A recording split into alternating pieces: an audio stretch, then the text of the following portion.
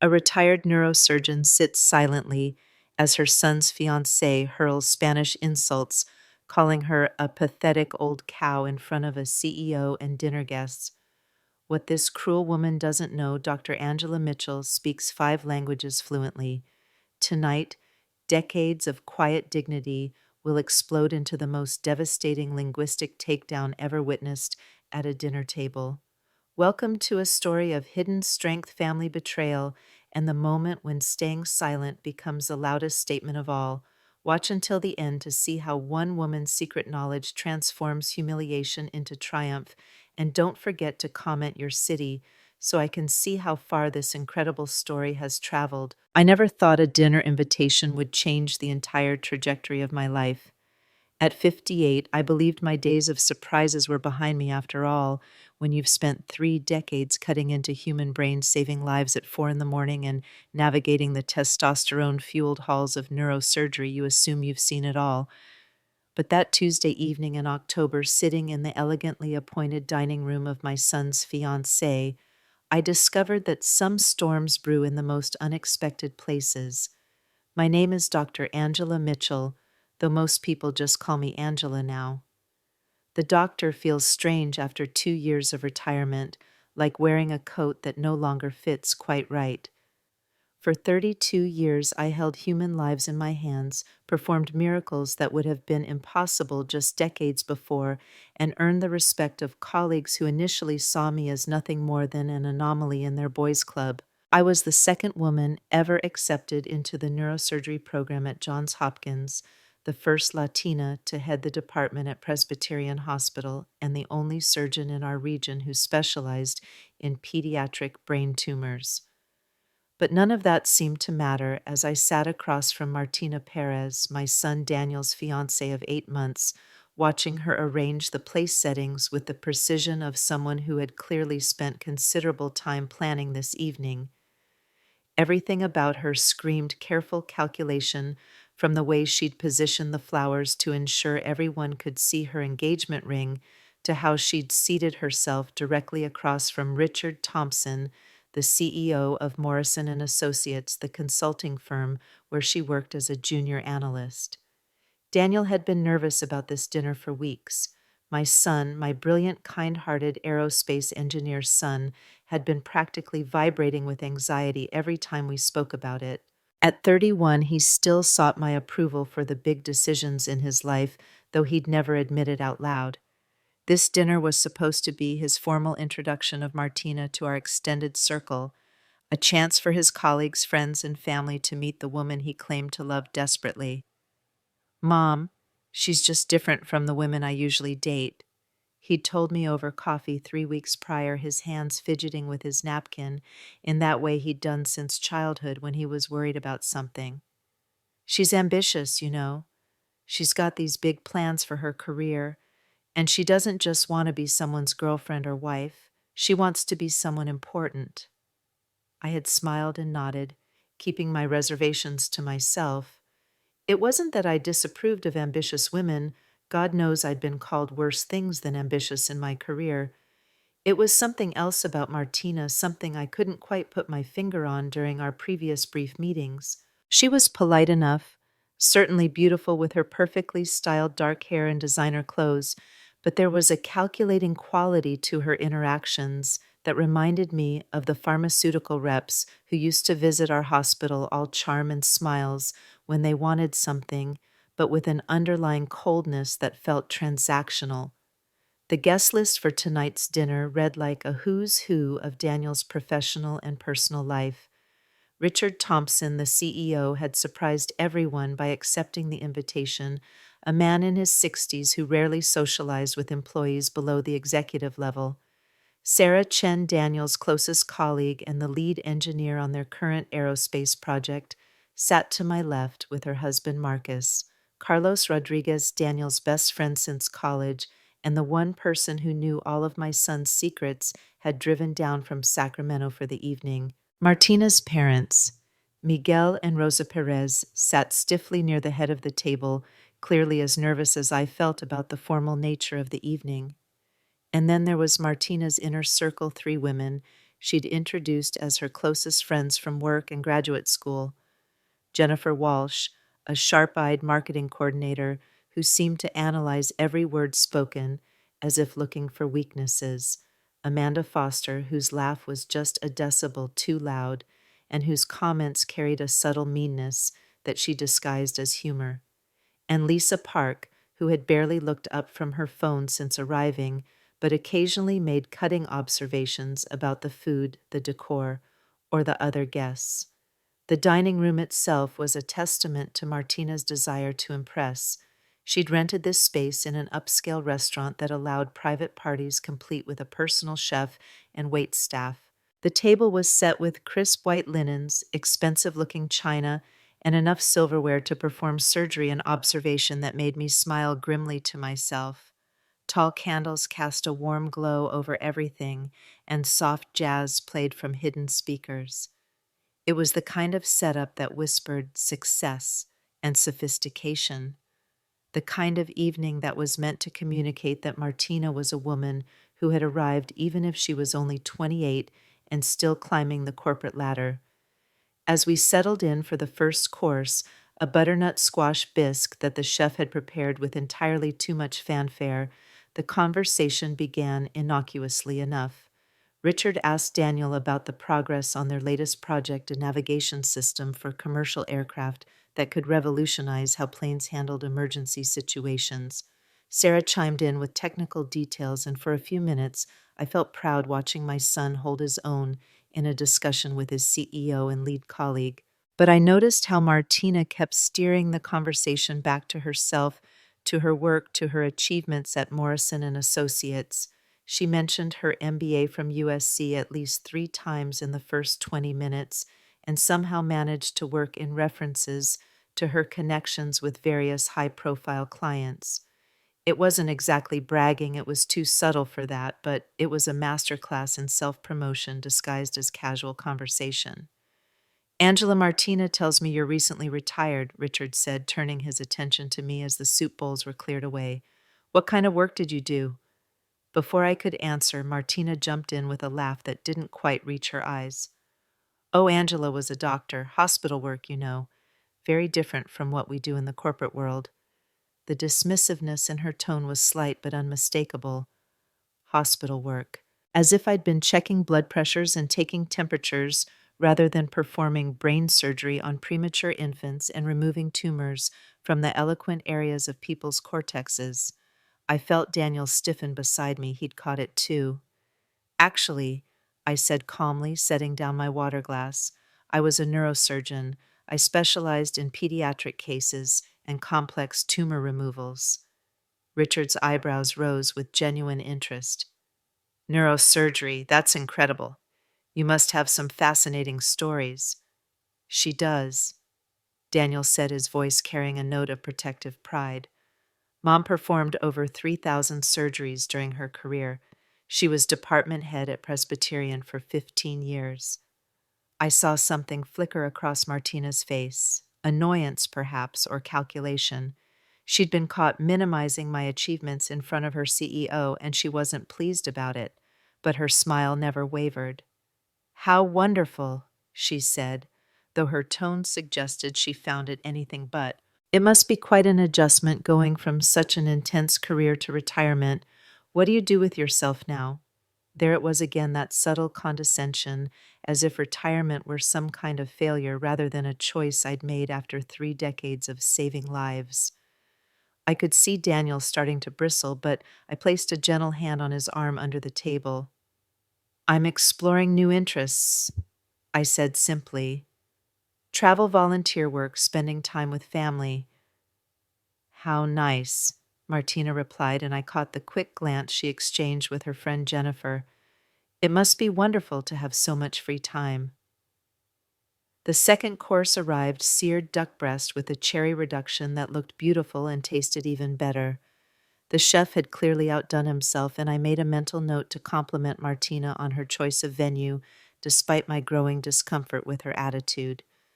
Good food was good food, regardless of the company. As we ate, the conversation flowed around the table in the way it does at dinner parties. Multiple threads, weaving in and out of each other, people jumping between topics, laughter rising and falling like music. Carlos was telling a story about a disastrous camping trip he and Daniel had taken in college, complete with bear's rain and a tent that had proven to be significantly less waterproof than advertised. Sarah and her husband were debating the merits of electric vehicles with Martina's father, who worked for a traditional auto manufacturer and had strong opinions about the future of the industry.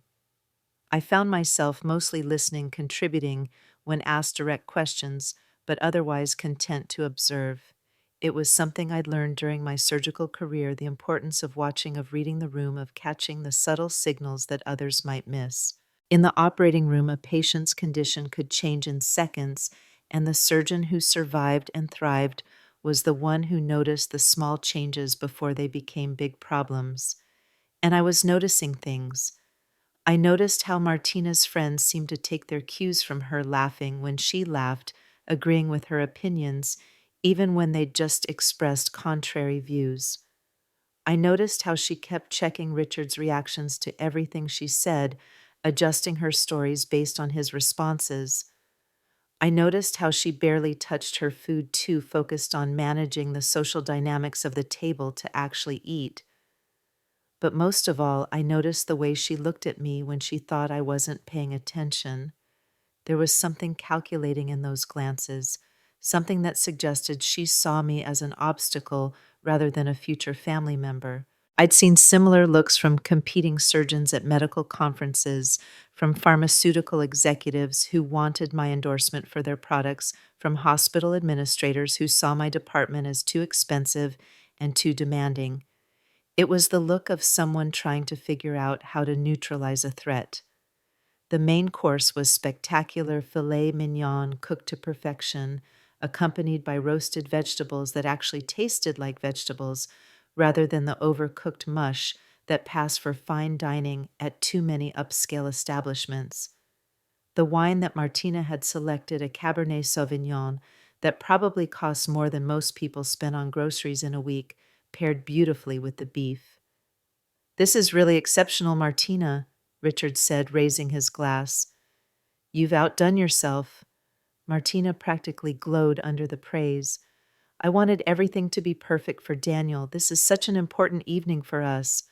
Speaking of important evenings, Jennifer said, her voice carrying that tone that suggested she was about to say something she thought was clever, "I have to ask Angela, what's it like having such a high-achieving son? It must be nice to finally have something to brag about." The comment hit the table like a small bomb, creating a moment of uncomfortable silence. The implication was clear that I, as a retired woman, had nothing to be proud of in my own right, that my son's achievements were my only source of value. I felt Daniel's entire body tense beside me, saw Carlos's fork pause halfway to his mouth, noticed Sarah's sharp intake of breath. But before I could respond, Martina jumped in with a laugh that was meant to diffuse the tension, but somehow made it worse. "Jennifer, you're terrible," she said, but her tone was fond rather than reproachful. "Though I have to admit it must be interesting being the parent of someone so successful. Daniel's really going places in his career." The message was subtle but unmistakable. Daniel was the achievement, not me. I was just the lucky parent who happened to birth someone worthwhile.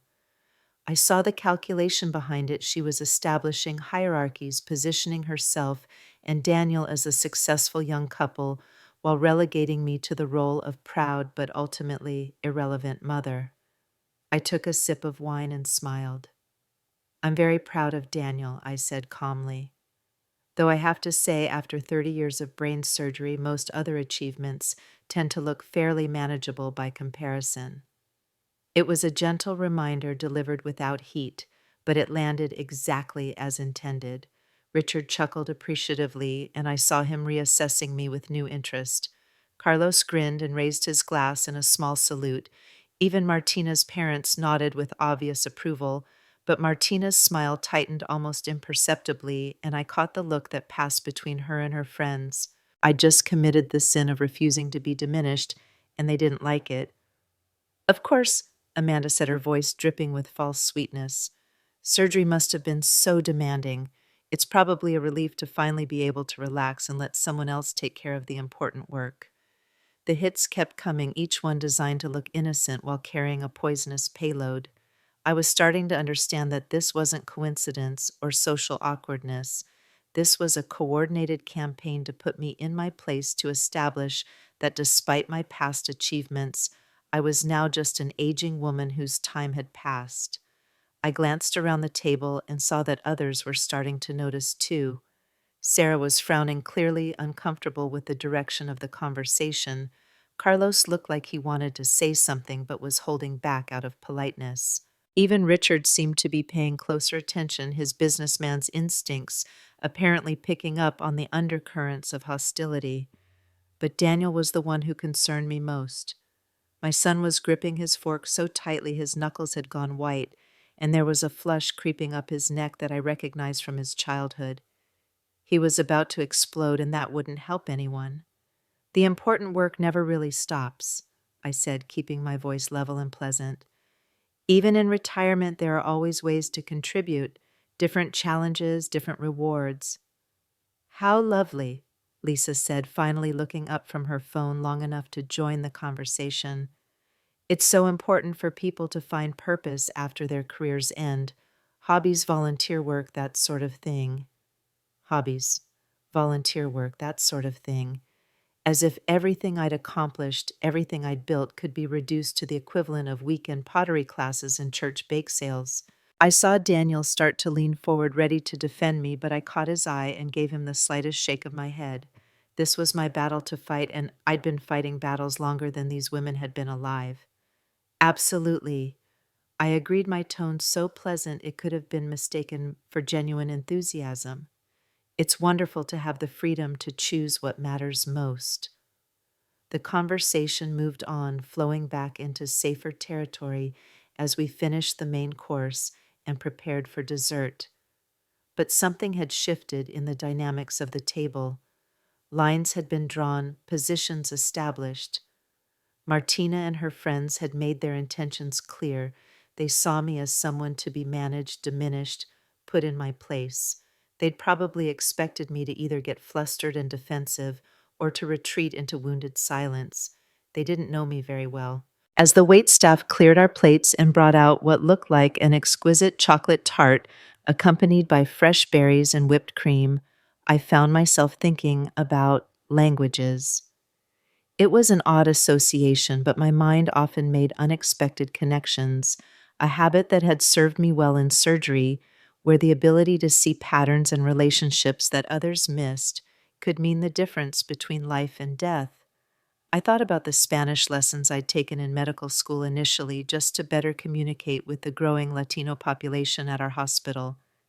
How those lessons had evolved into fluency during my residency when I'd spent long hours with Spanish-speaking families explaining complex procedures and prognosis in their native language because comfort and understanding were crucial for healing. I thought about the medical mission trips that had taken me to Guatemala, Honduras, and Mexico over the years, weeks and months spent operating in understaffed hospitals, teaching local surgeons, and learning from colleagues who performed miracles with equipment I wouldn't have considered adequate for a veterinary clinic back home. How my Spanish had evolved from textbook proper to colloquial, how I'd learned not just the language but the culture, the humor, the subtle art of communication that went far beyond vocabulary and grammar. I thought about the French I'd picked up during a fellowship in Lyon, where I'd spent 6 months learning advanced techniques from some of the world's best neurosurgeons. How I'd initially struggled with the formal, precise French of medical terminology, then gradually absorbed the flowing musical French of daily life. How I'd fallen in love with the language during long evenings walking along the Rhone, practicing conversations with colleagues who had become friends.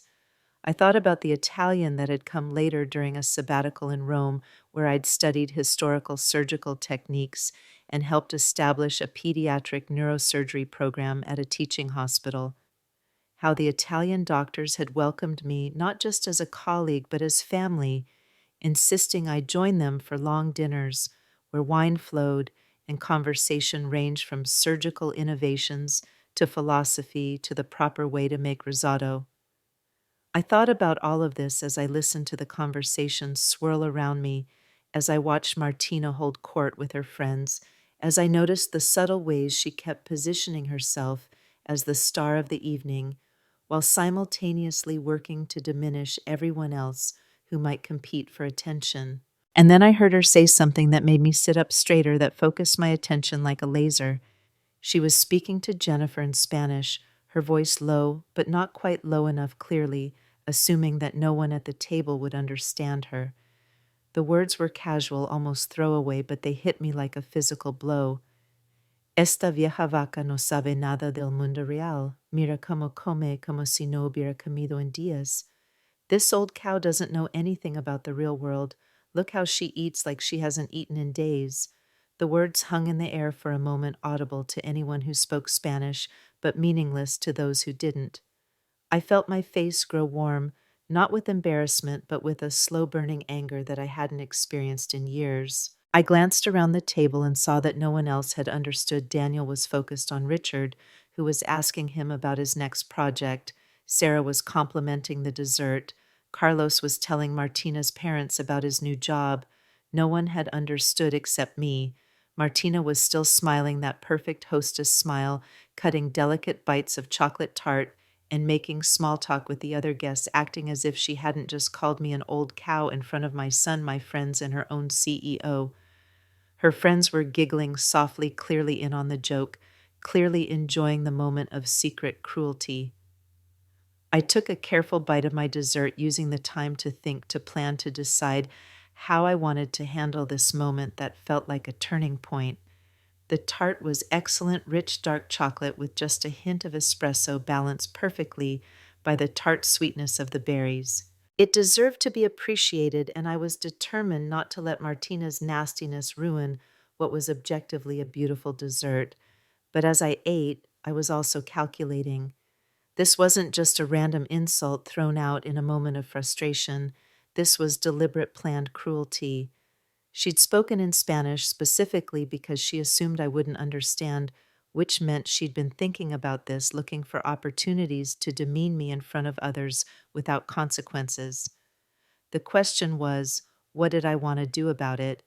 I could ignore it, pretend I hadn't understood, let her think she'd gotten away with her small act of cruelty. That would be the polite thing to do, the socially acceptable response. No drama, no confrontation, no awkwardness for the other guests. I could address it quietly later, perhaps speak to Daniel privately and let him handle it with his fiancée. That would avoid a scene, but would put my son in the impossible position of having to choose between defending his mother and keeping peace with the woman he claimed to love.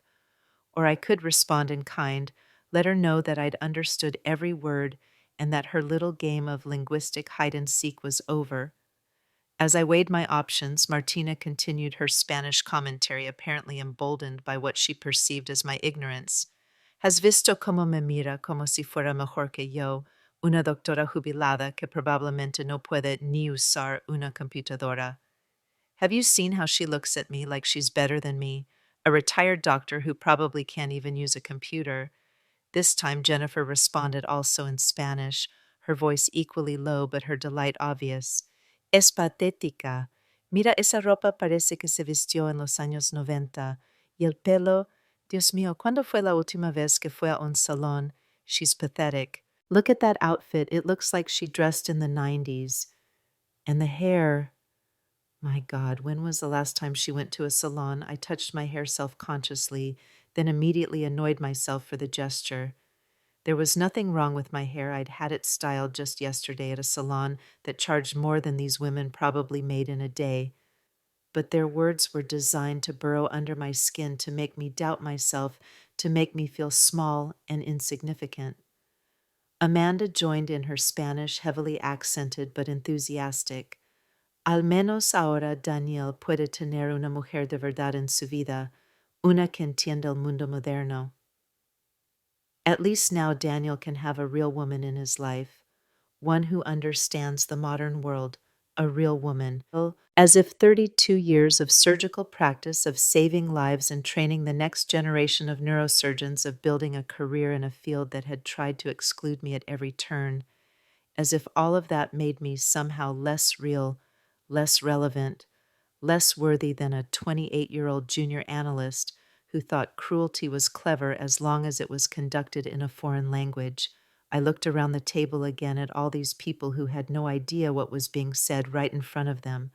Daniel was laughing at something Richard had said, his face bright with the joy of someone whose career was taking off, whose future looked unlimited. Carlos was engaged in an animated discussion with Sarah about the merits of different aerospace companies, gesturing with his fork in that way that had made me laugh since he was a college sophomore. Martina's parents were quietly enjoying their dessert, probably grateful that their daughter had landed such a successful fiancé. None of them knew that World War III was being conducted in Spanish right there at their elegant dinner table. But I knew, and I was done pretending that I didn't. I set down my fork and reached for my water glass, using the movement to catch Martina's eye. When she looked at me, I smiled the same pleasant, neutral smile I'd been wearing all evening, the same smile I'd perfected during decades of dealing with difficult colleagues demanding patience and hospital politics that would have made Machiavelli proud. Martina, I said, my voice calm and conversational, ¿podrías pasarme la crema, por favor?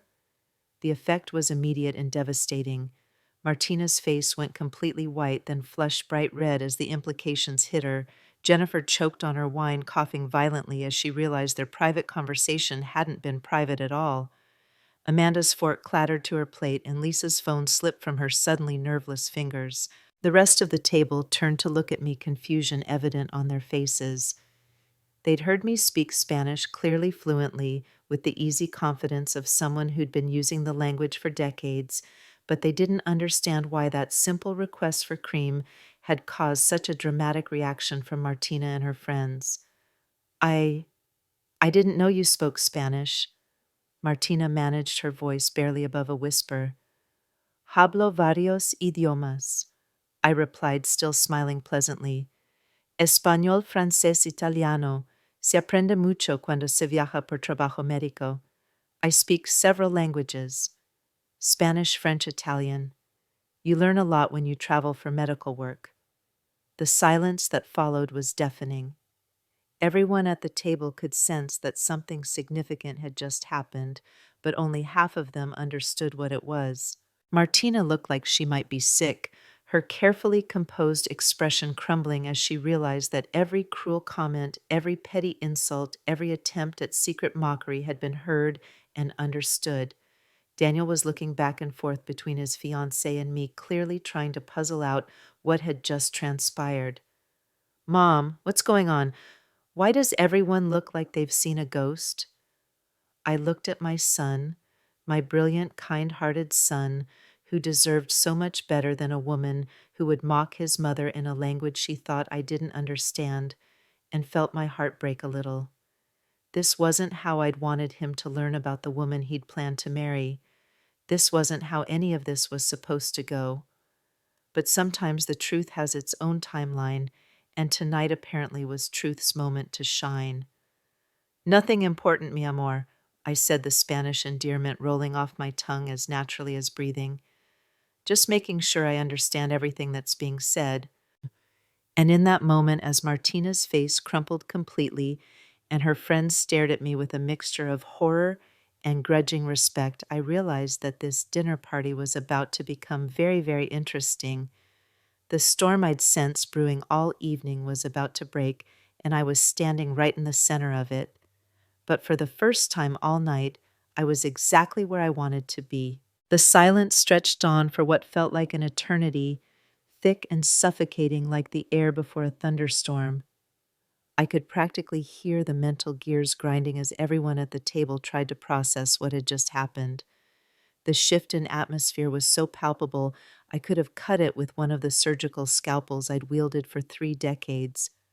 Martina's hands were trembling slightly as she reached for her wine glass, her carefully manicured fingers betraying the panic she was trying so desperately to conceal behind her crumbling smile. The transformation was remarkable to watch, like seeing a mask slip off to reveal something far less attractive underneath. Gone was the confident young professional who had been holding court just moments before, replaced by someone who looked like she might bolt for the nearest exit. I. We. She started, then stopped, her voice catching in her throat like a fishhook. The Spanish she'd been so fluent in just minutes earlier seemed to have abandoned her completely, leaving her floundering in English that suddenly sounded stilted and uncertain. Jennifer and Amanda were exchanging panicked glances, clearly trying to figure out how much damage control was possible at this point. Lisa had gone completely silent, her phone forgotten as she stared at me with something that looked uncomfortably close to fear. They were all doing the same calculation I'd seen countless times in the OR when something went wrong during surgery, assessing the situation, determining the extent of the damage, trying to figure out if the patient could be saved. But some situations are beyond saving, and I had a feeling this was one of them. Carlos was the first to break the silence, and God bless him for it. He'd always been the quickest on the uptake, even back in college when Daniel would bring him home for holidays and summer breaks. "Wait a minute," he said, looking directly at me with dawning understanding. "Mom Mitchell, how long have you been able to understand what they were saying?" The use of his old nickname for me, something he'd started calling me when he was 20, and has never stopped, sent a wave of warmth through me even in the midst of this increasingly tense situation. Carlos had always been like a second son to me, the one who called on my birthday and sent Christmas cards and remembered to ask about my health whenever we talked. "The entire evenings," I said calmly, taking a sip of water to buy myself a moment to think. "Every word." Daniel's face went through a series of expressions so quickly I could barely track them: confusion, concern, dawning realization, and then something that looked like barely contained fury. He turned to Martina with an expression I'd rarely seen on my gentle son's face, his voice tight with controlled anger. "What did you say about my mother?" "Daniel, I can explain," Martina started, but he cut her off with a gesture that was so uncharacteristically sharp it made several people at the table flinch. "What did you say?" The words came out like bullets, each one distinct and deadly. I'd seen Daniel angry before, usually at injustice, at cruelty, at systems that didn't work the way they should, but I'd never seen him look at someone he claimed to love with such cold disappointment. Martina's mouth opened and closed several times without sound, like a fish gasping for air. Her perfect composure had completely evaporated, leaving behind someone who looked young and scared and completely out of her depth. For a moment, I almost felt sorry for her. Almost. "She called you an old cow," Jennifer said suddenly, her voice barely above a whisper. The words fell into the silence like stones into still water, creating ripples that spread across the entire table. "She said you didn't know anything about the real world and that you looked pathetic, and—" Her voice trailed off as she realized she was only making things worse. "Jennifer," Martina hissed, but it was too late. The damage was done, the words were out there, and there was no taking them back. Richard Thompson, who had been sitting quietly through this entire exchange with the alert stillness of someone who had survived decades in corporate America, by knowing when to speak and when to listen, finally leaned forward slightly. His voice when he spoke was measured and professional, but there was an undertone of something much colder. "I see," he said, his pale blue eyes moving from Martina to her friends and back again. And this conversation was taking place in Spanish because the question hung in the air like an executioner's axe. Everyone at the table understood the implications. Martina and her friends had deliberately chosen to speak in Spanish because they assumed I wouldn't understand, which meant their cruelty had been calculated and premeditated. "Mr. Thompson, I can explain," Martina said, her voice high and desperate.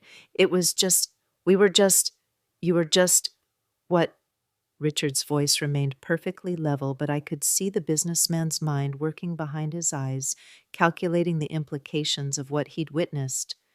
"You were just insulting the mother of one of my most promising engineers in a language you thought she wouldn't understand, at a dinner party where you invited me as a guest."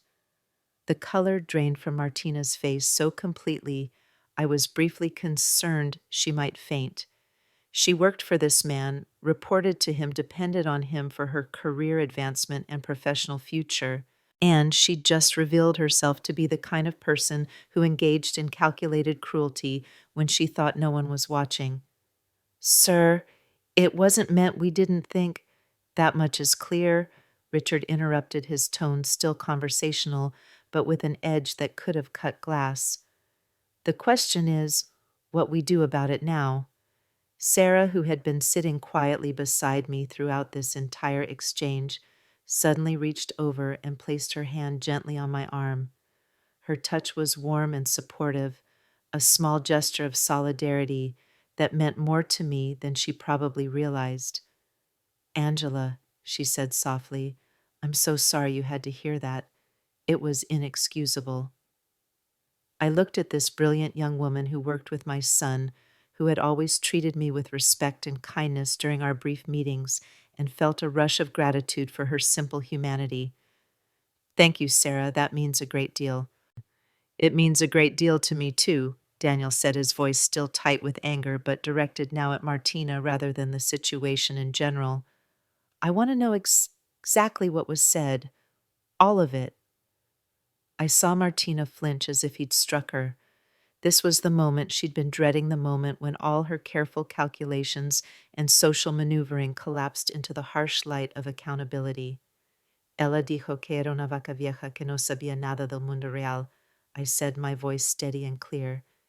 Que parecía patética, que mi ropa era anticuada, que mi cabello necesitaba arreglo, que al menos ahora tú podrías tener una mujer de verdad en tu vida. I watched as understanding dawned on the faces of those who spoke Spanish.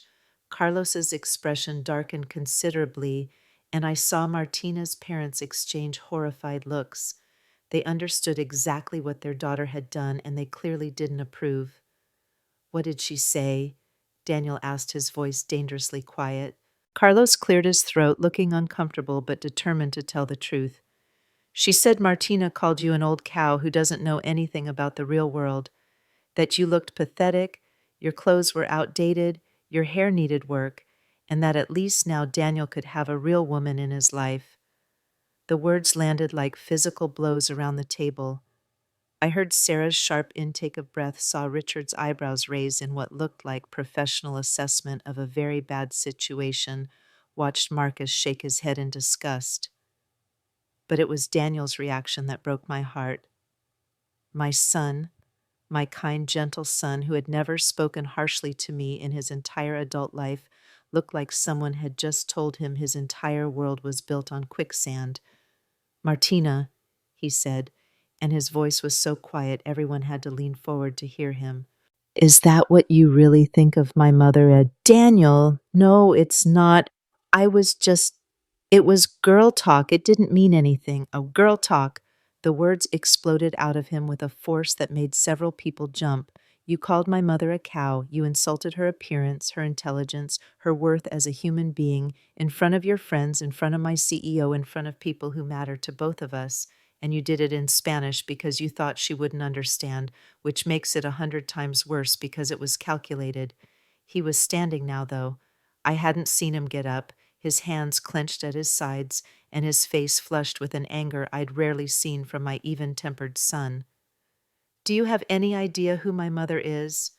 What she's accomplished? What she's done with her life?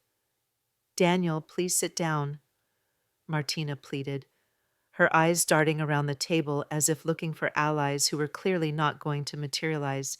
You're making a scene. I'm making a scene. His voice cracked slightly, and I could hear the hurt underneath the anger. You spent the entire evening insulting my mother in a foreign language, and I'm the one making a scene. Richard cleared his throat, a sound that somehow commanded attention from everyone at the table.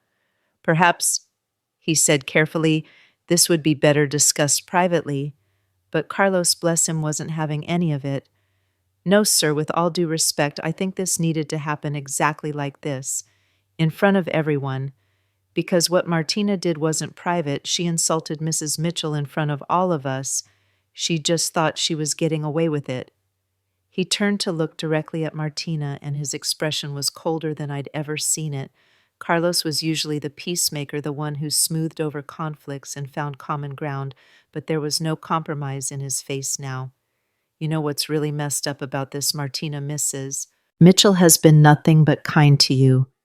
Every time Daniel talks about you, he mentions how patient she's been, how welcoming she's tried to be, how hard she's worked to make you feel like part of the family. And this is how you repay her. By mocking her behind her back in a language you thought she didn't speak. Carlos, I'm not done, he said, his voice rising slightly. Do you want to know what Daniel told me about his mom when we first became friends in college? He said she was his hero. He said she worked 16-hour days to save children's lives, that she was the smartest person he'd ever met, that she'd sacrificed everything to build a career in a field that didn't want women. He was so proud of her he could barely contain it. I felt tears prick at the corners of my eyes, but I blinked them back. This wasn't the time for emotion, this was the time for strength. And you, Carlos continued, pointing directly at Martina, you decided she was just some pathetic old woman who didn't matter. You couldn't see past your own prejudices long enough to realize that you were sitting next to someone who probably saved more lives in her career than you'll even touch in yours. The silence that followed was different from the earlier ones, less shocked, more thoughtful. I could see people processing what Carlos had said, reevaluating their assumptions, perhaps wondering what else they'd missed about the woman they'd thought they knew. Lisa, who had been silent through most of the confrontation, suddenly spoke up. I think we should go. Her voice was small and uncertain, very different from the sharp confidence she'd displayed earlier in the evening. That might be best, Richard agreed, but his attention was still focused on Martina. Though I think you and I need to have a conversation tomorrow morning. The words sent a visible shudder through Martina's body. This wasn't just personal embarrassment anymore. This was professional consequence, career implications, the kind of judgment that could follow her for years. Mr. Thompson, please, it was just a moment of poor judgment.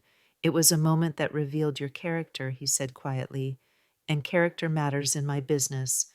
It matters when you're representing my company to clients, when you're working with colleagues, when you're making decisions that affect other people's lives and livelihoods. He stood up, straightening his jacket with the precise movements of someone who had attended 1,000 business dinners and knew exactly how to make an exit. Dr. Mitchell, he said, turning to me with a slight nod, it's been a genuine pleasure meeting you. I hope we have the opportunity to speak again under better circumstances. And the formal use of my title wasn't lost on anyone at the table. It was a deliberate choice, a public acknowledgement of my professional standing that served as a rebuke to everyone who had diminished or dismissed me over the course of the evening. Thank you, Mr. Thompson, I said, rising to shake his offered hand. I appreciate your kindness. The kindness is mutual, he replied, and I caught something in his voice that suggested this might not be the last I heard from him. Daniel, I'll see you in the office on Thursday. We have that project review meeting. Yes, sir, Daniel replied, though his voice sounded strained and distant. Richard nodded to the rest of the table with professional politeness, but I noticed he didn't speak directly to Martina again. In the corporate world, sometimes the most damning thing you can do to someone is simply pretend they no longer exist. After he left, the remaining guests began the awkward dance of a dinner party that had gone completely off the rails. Martina's parents were gathering their things with obvious embarrassment, her father muttering apologies in Spanish that were clearly directed at me. Her mother approached me as I collected my purse, her eyes filled with genuine remorse. Doctora Mitchell, she said softly, lo siento mucho. Mi hija, no la crié para que fuera tan cruel. No sé qué le pasó esta noche. I'm so sorry, Dr. Mitchell. My daughter. I didn't raise her to be so cruel. I don't know what happened to her tonight. Her words were so genuine, so filled with maternal shame and disappointment that I felt my anger toward the family soften considerably. No se preocupe, señora Pérez. Los hijos adultos toman sus propias decisiones. Don't worry, Mrs. Perez. Adult children make their own choices. She squeezed my hand gratefully before following her husband toward the exit, both of them carefully avoiding eye contact with their daughter, who was still sitting at the table, looking like her entire world had just collapsed. Sarah and Marcus were the next to leave, but not before Sarah hugged me warmly and whispered in my ear, "You handled that with more grace than I would have managed." "Thank you, dear," I replied, meaning it. Having allies in moments like this made all the difference. Martina's friends had already disappeared. Apparently, loyalty only extended so far when professional and social consequences were involved. I couldn't say I was surprised. People who bond over cruelty rarely stick around when the consequences arrive, which left just Carlos, Daniel, Martina, and me in the elegant dining room that had been the scene of so much carefully orchestrated drama. The candles were still flickering, the wine glasses still held traces of that expensive Cabernet, and the chocolate tart still sat mostly uneaten on plates that cost more than many people's monthly salaries. But the atmosphere had completely transformed. What had started as a celebration had become something closer to a wake. Daniel was still standing, though he'd moved away from the table to stare out the window at the city lights below. His shoulders were tense, his hands shoved deep in his pockets, and everything about his posture screamed emotional exhaustion. Carlos remained seated, but his body language was protective, angled slightly toward me as if he was prepared to step in if things escalated further. I was grateful for his presence, having someone who understood the family dynamics, who knew our history, who could serve as both witness and translator if needed. And Martina looked like someone who had just watched her entire carefully constructed life crumble in the space of a single evening. Her makeup was smudged, her perfect hair was mussed, and her hands were shaking as she reached for her wineglass with the mechanical movements of someone in shock. "Daniel, she said finally, her voice barely above a whisper. "Please, can we talk about this privately?" He turned from the window, and the look he gave her was one I'd never seen on my son's face before. Not angry anymore, but something much worse. Disappointed, disillusioned, done. What would be the point, Martina? What could you possibly say that would explain this, that would make it okay? It was just, I was nervous. I wanted to impress Mr. Thompson, and I felt threatened, and I said things I didn't mean. "You felt threatened?" The words came out sharp and incredulous. "By my mother, by a woman who has been nothing but welcoming to you since the day we met. What exactly did you feel threatened by?" Martina's mouth opened and closed several times, but no words came out. "How do you explain that you felt threatened by someone else's accomplishments, by their intelligence, by their very existence in a space you wanted to control?" "I think," Carlos said carefully, "that maybe you felt threatened because you knew that anyone who really got to know Mrs. Mitchell would see exactly what Daniel sees, that she's remarkable. And maybe you were worried that, by comparison, you might not look quite as remarkable as you wanted to."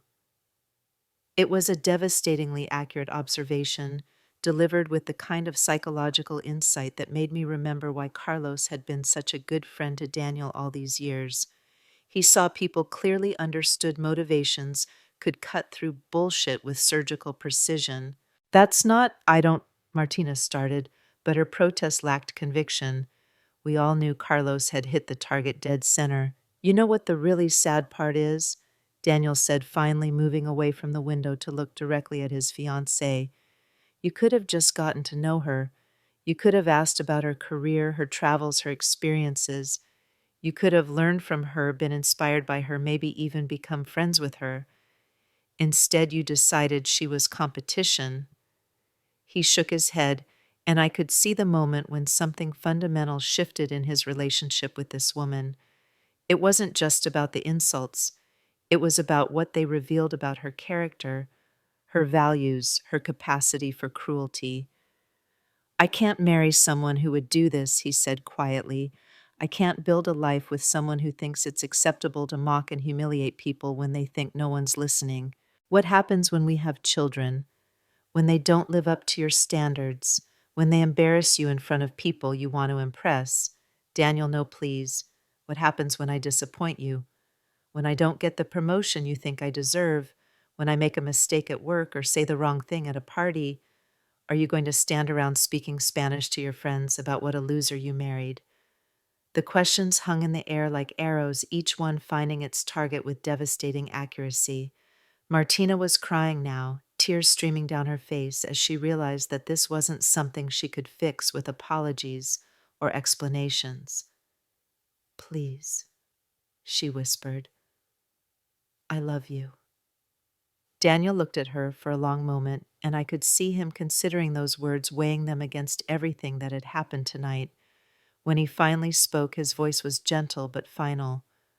"I don't think you do, Martina. I think you love the idea of me, the successful engineer with the good job and the bright future, but you don't love me enough to respect the people I love.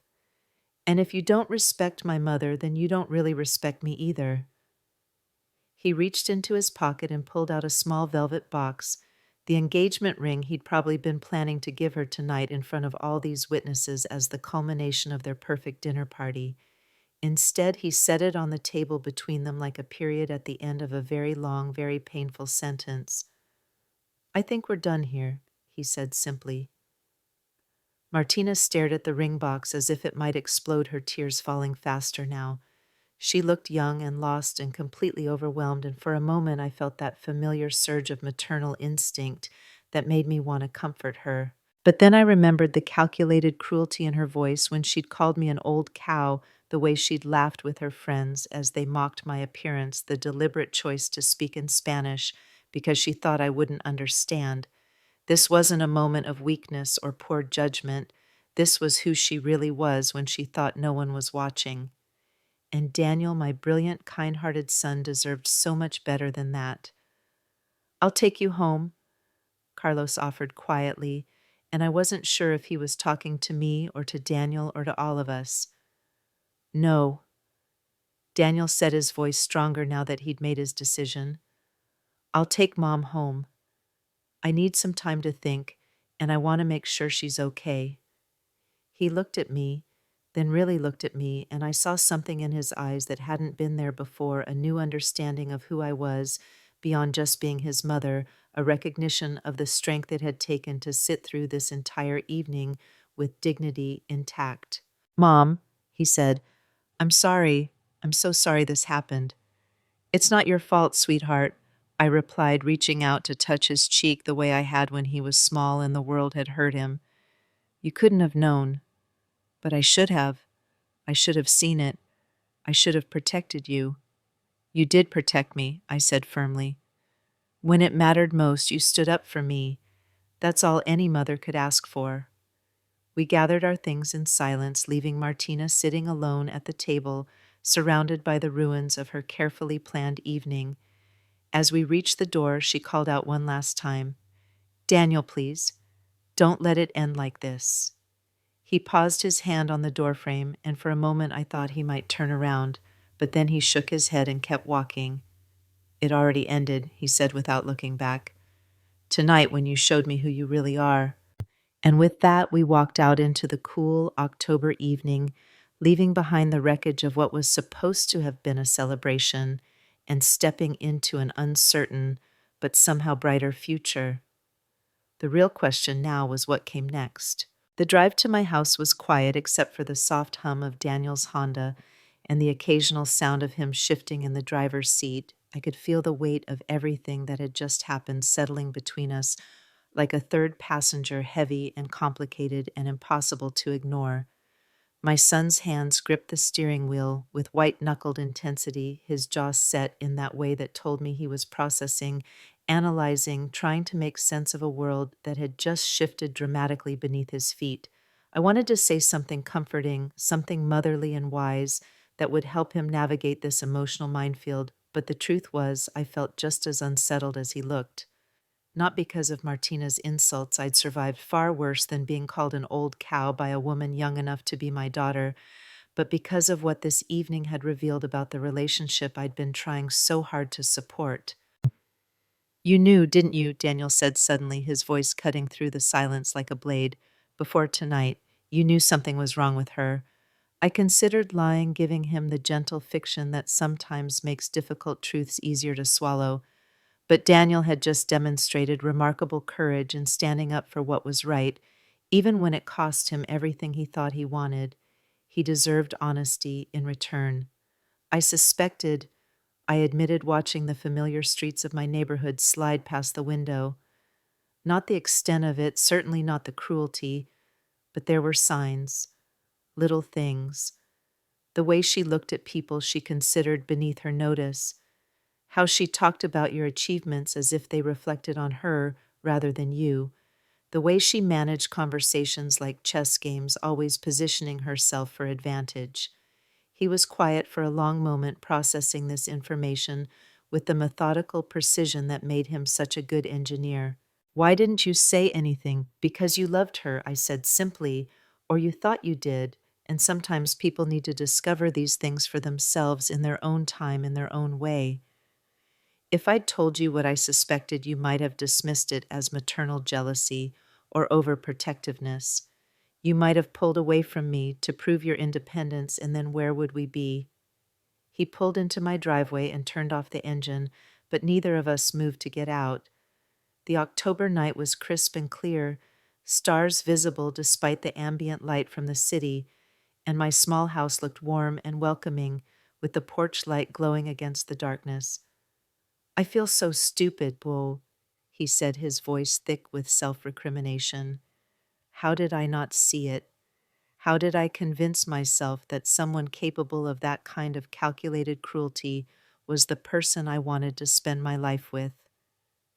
"Because she was very good at showing you only what she wanted you to see," I replied gently. "And because you're a fundamentally decent person who assumes the best in others. That's not stupidity, sweetheart. That's optimism. That's faith in human nature. Don't let this experience make you cynical." We sat in comfortable silence for a few minutes, both of us decompressing from an evening that had gone so far off the rails it wasn't even visible from the station anymore. Finally, Daniel sighed and unbuckled his seatbelt. "Come on," he said, "let me walk you to the door. And maybe I could come in for a while. I don't really want to go home right now." "Of course," I said, touched by his need for comfort and connection. "I'll make tea." My house felt like a sanctuary after the artificial elegance of the restaurant's private dining room. Everything here was real lived in, chosen for comfort rather than impression. The worn leather chair where I did my morning reading, the kitchen table scarred from decades of family meals, the photographs that chronicled a lifetime of relationships and achievements and simple moments of joy. Daniel collapsed into his favorite spot on the living room couch, the same corner where he'd done homework as a teenager, where he'd told me about his first heartbreak, where we'd watched countless movies during his college breaks. He looked exhausted, emotionally wrung out in a way that reminded me of the aftermath of particularly difficult surgeries when the adrenaline finally wore off and left only the weight of what had transpired. I busied myself in the kitchen, grateful for the familiar ritual of making tea, the simple tasks filling the kettle, selecting cups, arranging cookies on a plate, gave my hands something to do while my mind continued processing the evening's revelations. I could hear Daniel moving around in the living room, probably looking at the photographs on the mantel or the bookshelves that held everything from medical journals to mystery novels to the Spanish literature I'd collected during my travels. When I returned with the tea service, I found him holding a framed photograph from my fellowship in Lyon, me, with three other surgeons outside the hospital where we'd worked together, all of us grinning despite our exhaustion after a particularly challenging case involving conjoined twins. "Tell me about this," he said, holding up the photograph. "Tell me about France." I settled beside him on the couch, noting that he'd chosen chamomile tea from the selection I'd offered, always his preference when he was stressed or upset. That was taken after we successfully separated twin girls who'd been joined at the head. It was a 12-hour surgery, 3 teams working in coordination, and we weren't sure until the very end if we'd be able to save both of them. Did you? We did. Both girls went on to lead normal, healthy lives. Marie-Claire became a teacher, and Isabel became a nurse. They sent me a Christmas card last year with pictures of their own children. Daniel studied the photograph with new interest, perhaps seeing it not just as a memento from his mother's past, but as evidence of achievements he'd never fully appreciated. "How many languages do you actually speak?" I sipped my tea, buying time to think. It was a question I'd been asked before, usually by colleagues or new acquaintances making polite conversation, but coming from my son, it felt different, more significant, more personal. Fluently Spanish, French, and Italian. Conversationally, I can get by in Portuguese and German. And I know enough medical terminology in about 6 other languages to communicate with patients and colleagues in emergency situations. Jesus, Mom, he said, shaking his head with something between amazement and chagrin. I had no idea. I mean, I knew you spoke Spanish from the medical missions, but I never realized. How did you find time to learn all of that? Languages were necessary tools for the work I wanted to do, I explained. When you're operating on a child whose parents speak no English, when you're training surgeons in Guatemala, whose medical education was conducted entirely in Spanish, when you're collaborating with researchers in Rome who think in Italian you learn or you become ineffective. It was never about showing off or collecting skills like trophies. It was about being able to help people to connect with colleagues, to be useful in situations where lives depended on clear communication. Daniel was quiet for a long moment, turning the photograph over in his hands. When he finally spoke, his voice was soft and thoughtful. "She made you sound like some kind of relic, like you were this outdated woman who didn't understand the modern world. And what do you think?" He looked at me, then really looked at me, and I could see him reassessing everything he thought he knew about his mother. "I think she was threatened by you in a way she couldn't even admit to herself. I think she saw this brilliant, accomplished woman who'd done things she couldn't imagine doing, and instead of being inspired or curious, she felt diminished. So she tried to make you small, to make herself feel bigger." It was a remarkably insightful analysis, and I felt proud of the man my son had become, someone capable of seeing past surface appearances to understand deeper motivations and psychological dynamics. "That's very wise," I said, "and probably accurate." "It's also pathetic," he said, his voice hardening slightly. "You've saved lives. You've literally held children's brains in your hands and fixed things that were broken. You've traveled the world, mastered multiple languages, built a career that most people can only dream of, and she saw all of that and decided the appropriate response was to mock your hair. Despite everything, I found myself laughing at the absurdity of it all. Your hair did look a bit wild after that camping trip we took when you were 16. Remember when it rained for 3 days straight and we couldn't find a working hairdryer anywhere in that little mountain town?" "That was different," Daniel protested, but he was smiling now too, some of the tension finally leaving his shoulders. "That was weather-related hair disaster. This was just spite, jealousy, whatever you want to call it." And we sat in comfortable silence for a while, sipping our tea and letting the events of the evening settle into something more manageable. The house felt peaceful around us, filled with the accumulated warmth of decades of family life, and I found myself grateful for this moment of connection with my son, even as I mourned the circumstances that had created it. "I keep thinking about Mr. Thompson," Daniel said eventually, the look on his face when he realized what was happening. He went from impressed with Martina to, well, I don't think disgusted is too strong a word. "Richard strikes me as a man who's built his career on reading people accurately," I observed. "Someone in his position has to be able to assess character quickly and reliably. What he witnessed tonight was a masterclass in poor judgment and questionable ethics." "She's going to get fired, isn't she?" I considered the question carefully. Richard Thompson hadn't become CEO of a major consulting firm by making emotional decisions, but he also hadn't gotten there by tolerating employees who demonstrated such spectacularly poor judgment in professional settings.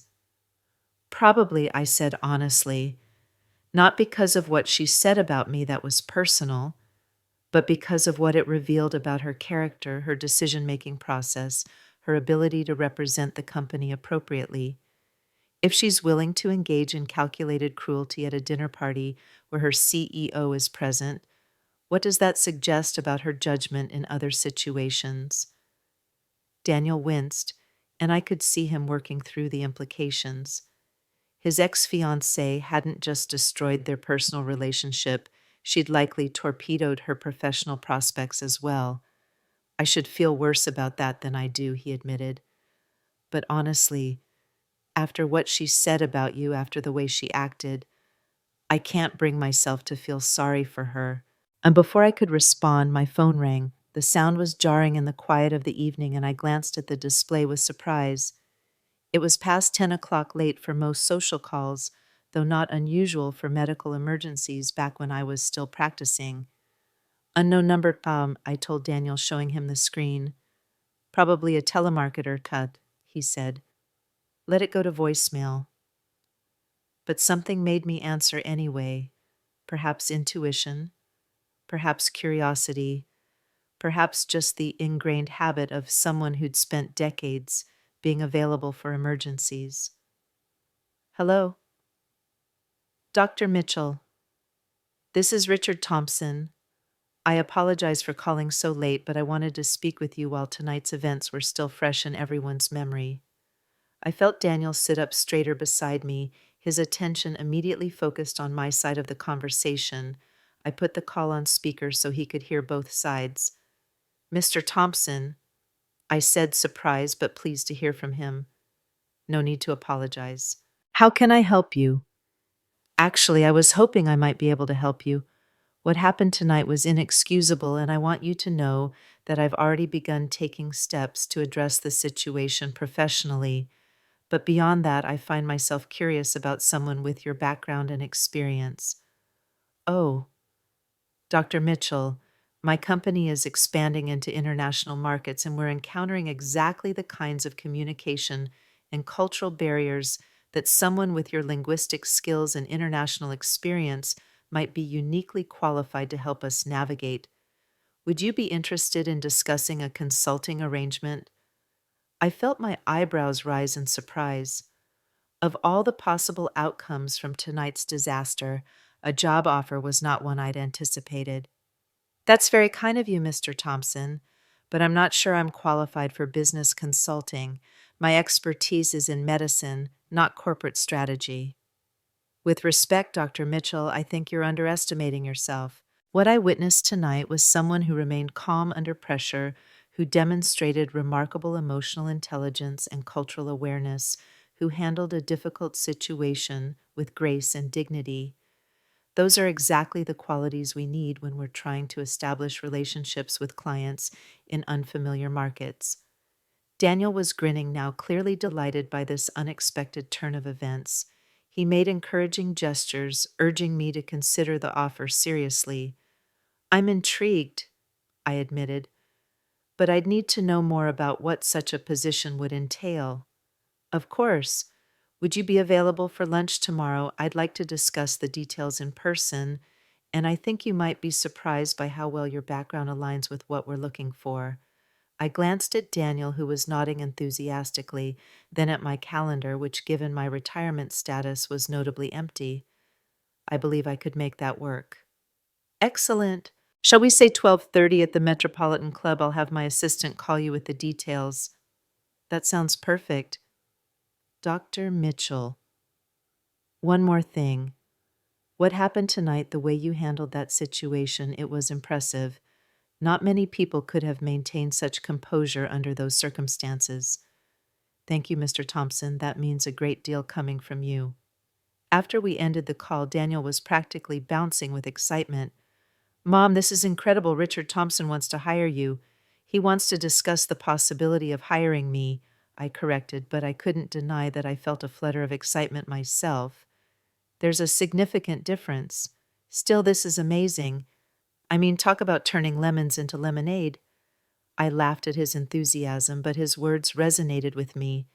Sometimes the worst situations create unexpected opportunities, opening doors that might have remained closed under normal circumstances. Tonight's humiliation might actually turn out to be tomorrow's breakthrough. I should probably do some research on Morrison and Associates before lunch tomorrow, I mused. Find out what kinds of international projects they're working on, what markets they're trying to enter. I can help with that, Daniel offered eagerly. I've been following their aerospace division pretty closely since they landed that contract with Boeing, and Carlos might have some insights too. His company has done some subcontracting work for them. We spent the next hour researching Richard Thompson's company, pulling up news articles and press releases and annual reports on Daniel's laptop. Morrison and Associates was indeed expanding aggressively into international markets with particular focus on Latin America and Southern Europe regions, where my language skills and cultural experience would be directly relevant. Look at this, Daniel said, pointing to a recent article about the company's challenges in securing a major contract in Mexico City. They lost out to a competitor partly because of communication issues and cultural misunderstandings. The client felt that Morrison's team didn't really understand the local business practices or show appropriate respect for regional customs. That's exactly the kind of problem I might be able to help solve. I realized feeling genuinely excited about the possibility for the first time. Not just the language barrier, but the cultural competency, the relationship building aspects that are so crucial in international business. As the evening wound down and Daniel prepared to head home to his apartment and to what would undoubtedly be a complicated conversation with himself about the future he thought he was building, I found myself reflecting on the strange trajectory of this day. I'd woken up this morning as a recently retired doctor looking forward to a dinner party that would introduce me more fully to my son's fiancée and her circle. I'd gone to bed as someone who might be starting an entirely new career phase freed from a relationship that had been built on deception and cruelty, and possibly more appreciated by my son than I'd ever been before. Mom, Daniel said as he gathered his jacket and keys, I want you to know something. What happened tonight, it wasn't just about Martina showing her true colors. It was about me finally seeing you clearly, maybe for the first time as an adult. What do you mean? I mean, I've always been proud to be your son, but I don't think I ever really understood what that meant until tonight. I saw the way you handled that situation, the dignity, the intelligence, the strength. I saw the way other people reacted when they realized who you really are. And I understood that I've been incredibly lucky to have you as a mother, but I might not have been appreciating just how lucky. His words touched me more deeply than I could express, creating a warmth in my chest that had nothing to do with the tea we'd been drinking. You've been a wonderful son, Daniel. Don't let tonight make you doubt that. I'm not doubting it, he said, giving me a hug that felt different from his usual quick goodbye embrace, longer, tighter, more intentional. I'm just promising to do better going forward, to see you more clearly, to appreciate what an incredible person you are, to never take for granted the fact that I get to be related to someone so remarkable. After he left, I sat in my quiet living room for a long time processing everything that had happened and everything that might happen next. The photograph from Lyon was still on the coffee table where Daniel had left it, and I picked it up to study the faces of my younger self and my colleagues, all of us exhausted but triumphant after saving those little girls' lives.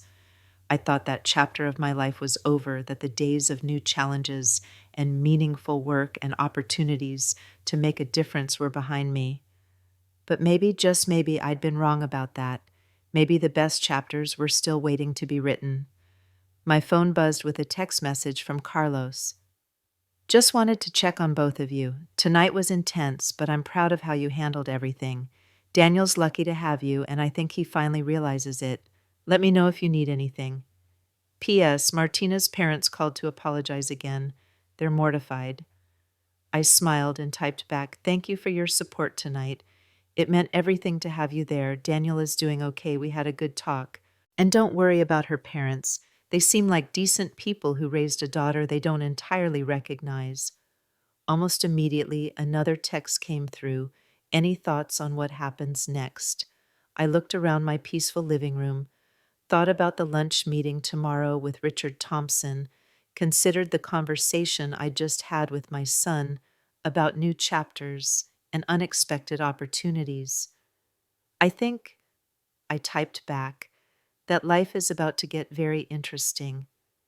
As I prepared for bed, I found myself thinking not about Martina's cruelty or the public humiliation or the end of my son's engagement, but about possibilities, about the chance to use my skills in new ways to build something meaningful in this next phase of my life to show Daniel and the world that retirement didn't have to mean irrelevance.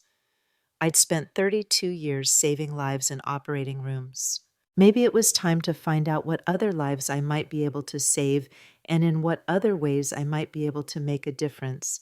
The old Angela Mitchell had been a neurosurgeon, but who might the new Angela Mitchell become? Tomorrow's lunch meeting might just provide the answer. I woke the next morning with an energy I hadn't felt in months, maybe years. The October sunlight streaming through my bedroom curtains seemed brighter, somehow full of promise and possibility, rather than just marking another day of comfortable retirement routine. For the first time since I'd handed in my hospital badge and stethoscope, I felt that familiar flutter of anticipation that used to accompany the most challenging cases, the sense that something important was about to happen. After my usual morning coffee and a quick scan of the news, I found myself standing in front of my closet with an entirely different perspective than I'd had just 24 hours earlier. Yesterday morning, I dressed for a dinner party where I expected to play the role of supportive mother, background figure, pleasant but ultimately peripheral presence. Today, I was dressing for a business lunch that could potentially reshape the entire trajectory of my so-called retirement. I selected a navy blue suit that I'd worn to medical conferences, professional but not stuffy, authoritative without being intimidating. The kind of outfit that said I took myself seriously and expected others to do the same.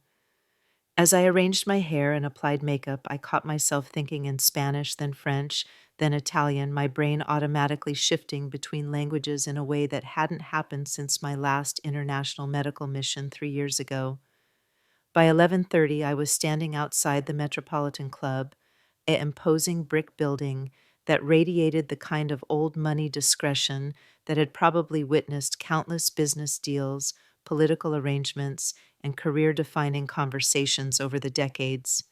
The doorman greeted me with professional courtesy, and I was directed to a private dining room on the third floor where Richard Thompson was already waiting. He looked different than he had the night before, less like a dinner guest and more like the CEO of a major consulting firm.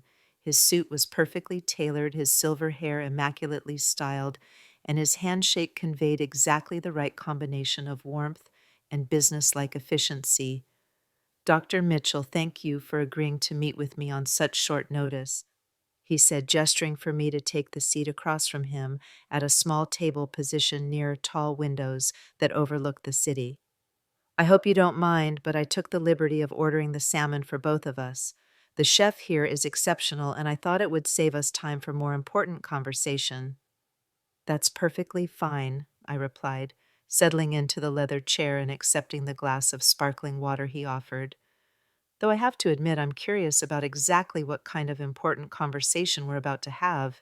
Richard smiled, and for the first time I saw not just the polished executive, but the shrewd businessman who had built Morrison and Associates from a small regional firm into an international powerhouse.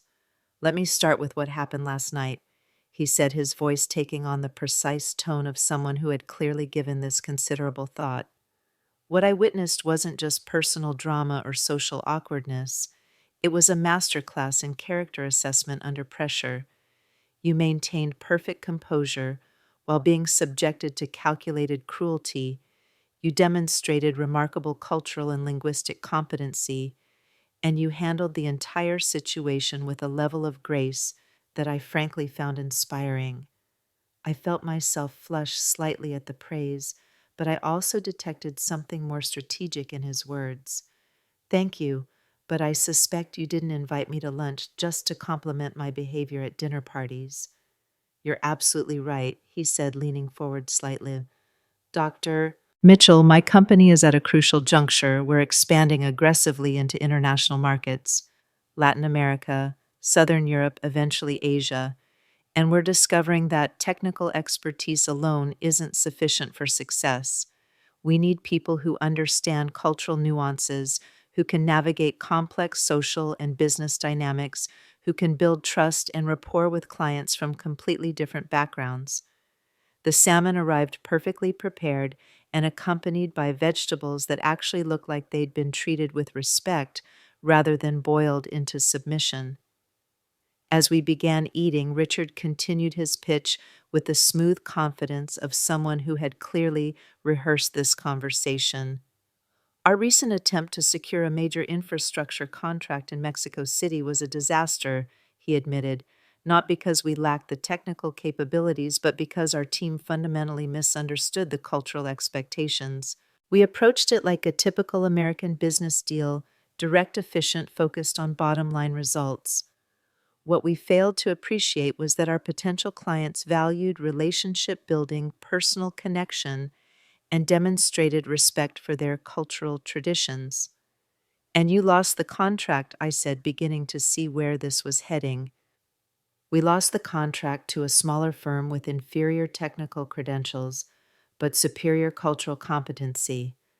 It was a $20 million lesson in the importance of understanding your audience. I took a careful bite of salmon, buying myself time to think. What Richard was describing was exactly the kind of challenge I'd navigated countless times during my medical career, the delicate art of building trust with patients and families from different cultural backgrounds, of communicating complex information in ways that transcended language barriers, of reading social cues, and adapting my approach accordingly. Tell me more about the specific markets you're trying to enter, I said. Richard's face lit up with genuine enthusiasm. Mexico and Colombia are our immediate priorities. Both countries are investing heavily in infrastructure development and need the kind of engineering and project management expertise we provide. But the business culture in both places emphasizes personal relationships, family connections, and long term trust building in ways that our traditional American approach doesn't account for. He paused to take a sip of water, then continued. We've also been approached by potential clients in Spain and Italy, renewable energy projects, urban planning initiatives, transportation infrastructure. But again, we're finding that our standard presentations and proposal processes aren't resonating with European business culture. What exactly would you want me to do? I asked, though I was already beginning to formulate ideas about how someone with my background might approach these challenges. Several things potentially, Richard replied, pulling out a leather portfolio and opening it to reveal what looked like a detailed job description. Cultural consulting for our international teams, helping them understand the social and business customs they'll encounter. Language support, not just translation, but the kind of nuanced communication that builds real relationships. Client relationship management in situations where personal connection is crucial to business success. He slid the portfolio across the table, and I found myself looking at a compensation package that was honestly more generous than I'd expected. But beyond the money, what caught my attention was the scope of the role he was describing, the opportunity to use skills I'd developed over decades in an entirely new context to solve problems that were both intellectually challenging and potentially meaningful. There would also be travel, Richard continued, watching my reaction carefully. Not the kind of grueling schedule you probably maintained as a surgeon, but regular trips to meet with clients, to assess new markets, to help our teams navigate complex negotiations. Are you comfortable with that level of mobility? I almost laughed at the question. This man had no idea that I'd spent years traveling to remote hospitals in Central America, that I'd operated in facilities where the backup generator might fail mid-surgery, that I'd learned to pack light and adapt quickly to challenging circumstances. Mr. Thompson, I said, I once performed emergency brain surgery on a 6-year-old girl in a Honduran clinic during a power outage using battery-powered lights and equipment that hadn't been updated since the 1980s. I think I can handle business travel. His eyebrows rose in obvious surprise and admiration. I didn't realize the extent of your international experience. Tell me more about that. For the next 20 minutes, I found myself describing aspects of my career that I rarely discussed: the medical missions that had taken me from Guatemala City to rural villages in Mexico, the research collaborations that had brought me to hospitals in Rome and Lyon and Barcelona. I talked about learning to navigate different healthcare systems, building trust with colleagues who spoke different languages and came from different cultural traditions, adapting surgical techniques to work with limited resources and unfamiliar equipment. As I spoke, I watched Richard's expression change from polite interest to genuine excitement. This wasn't just a courtesy interview anymore. This was a serious business discussion between professionals who were beginning to recognize mutual opportunity. Dr. Mitchell, he said when I finished, I think you may be exactly what our company needs, not just for your language skills or your international experience, though those are obviously valuable, but for your ability to build relationships across cultural boundaries, to maintain composure under pressure, to solve problems that don't have obvious solutions. It's a very interesting opportunity, I admitted, and I meant it. But I have to ask what happened last night with Martina. Does that create any complications for this potential arrangement? Richard's expression grew serious, and I saw a flash of the steel that had probably made him successful in the cutthroat world of corporate consulting. Dr. Mitchell, I want to be completely transparent with you about that situation. Ms. Perez is no longer employed by Morrison and Associates. Her conduct last night violated several company policies regarding professional behavior and demonstrated a complete lack of judgment that made her continued employment untenable. I felt a small pang of something, not sympathy exactly, but recognition of the human cost of poor choices. Martina had destroyed her relationship with my son and torpedoed her career in a single evening of calculated cruelty. I'm not happy about having to terminate someone, Richard continued, but I can't have employees who think it's acceptable to engage in that kind of behavior, especially in professional or semi-professional settings. It reflects poorly on the company and suggests a fundamental lack of character that could compromise client relationships. I understand, I said, and I did. In my medical career, I'd seen colleagues lose positions and opportunities because they demonstrated poor judgment or questionable ethics. Professional reputation was everything in high-stakes fields, and Richard couldn't afford to keep someone who'd proven herself capable of such spectacular lapses in judgment. So to answer your question directly, he said, what happened last night doesn't create complications for this arrangement. It's actually what convinced me that you're exactly the kind of person our company needs. Someone with integrity, composure, and the ability to handle difficult situations with grace. We spent the remainder of lunch discussing practical details, the structure of the consulting arrangement, the timeline for getting started, the specific projects where my skills would be most immediately useful. By the time we finished our coffee and prepared to leave, I found myself genuinely excited about the prospect of starting this new chapter of my life. Das Mitchell, Richard said as we stood to leave. I hope you'll give serious consideration to this opportunity. I think it could be beneficial for both of us. You'd bring skills and perspective that we desperately need, and we'd provide you with challenges worthy of your abilities. I will, I promised, shaking his hand with a firmness that conveyed my serious interest. When would you need an answer? Take whatever time you need to think it over, he replied, though something in his tone suggested that sooner would be better than later. But I hope you'll consider starting with a small project next week, just to see how we work together. There's a potential client in Barcelona who's been interested in our urban planning expertise but hesitant to commit. Having someone who could communicate with them in their native language and understand their cultural expectations could make all the difference. As I walked back to my car, my mind was racing with possibilities. Barcelona, a city I'd visited several times during my medical career, where I'd collaborated with brilliant colleagues and fallen in love with the blend of ancient architecture and modern innovation. The chance to return there in a professional capacity, to use my skills in a completely new context, to prove that retirement didn't have to mean irrelevance, it was almost too good to be true. My phone rang as I was pulling out of the parking garage and I saw Daniel's name on the display. I pulled over to answer, still too old school to feel comfortable talking while driving. "Mom, how did the lunch go?" His voice was eager, hopeful, and I could hear the concern underneath worry that his mother might be walking into some kind of professional trap or disappointment. "Very well," I said, unable to keep the excitement out of my voice. "Better than well, actually. Daniel, I think he's offering me a real job. Not just busy work or charity employment, but a genuine consulting position that would use my skills in meaningful ways." "That's incredible. Tell me everything." I spent the next 15 minutes describing the conversation with Richard, the scope of the potential role, the opportunity to travel and work on international projects. As I talked, I could hear Daniel's excitement building, matching my own.